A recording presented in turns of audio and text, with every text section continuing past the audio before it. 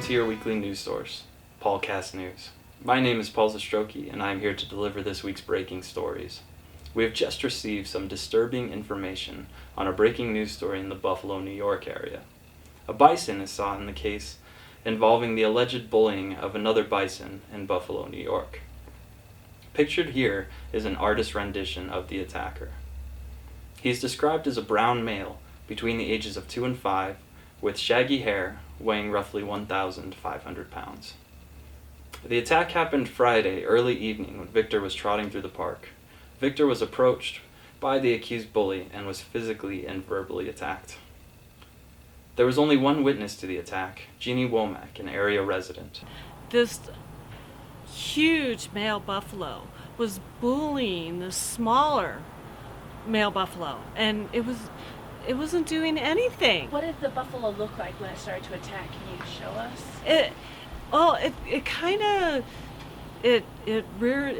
put its head down and its ears were back, kinda, and it was kind of, doing that thing where they with their paw, their hooves, like it was getting ready to attack something, and then it just started like running towards it and would like nudge at it and run into it. This is one of 5 instances of buffalo bullying reported in the last 2 weeks. Many in the bison community are calling for increased security in parks and other open spaces frequented by bison. Some blame the local environment. Me being from Colorado and our buffalo, we wave at everybody. But, New York, visiting New York, everybody's got attitude. Even the buffalo have attitude. That's what I noticed. There is much speculation as to why there is a sudden jump in bison bullying. To gain insight into the motivation behind the recent attacks, Paulcast News team spoke with psychiatrist Dr. Doug Bell, who specializes in buffalo aggression. Dr. Bell, can you talk about what causes one buffalo to bully another buffalo psychologically? Well, this buffalo is not born to hurt other buffalo. We have to look at the environmental factors maybe in the childhood of the buffalo. I mean, he may have come from a single buffalo home, in which case, all sorts of factors become involved in the psychological makeup of a bison. Can you go into detail about those factors?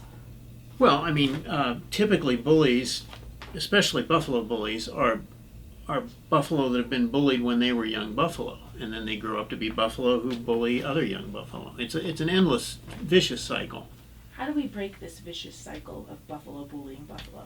Well, it's not a simple answer to that question, but I think it all boils down to creating nurturing homes for young buffalo so that they grow up with a balanced and more a psychology that doesn't lend itself to anger. I mean, this is a classic case of a buffalo being unable to control anger. So perhaps, anger management at some point helps deter this kind of behavior.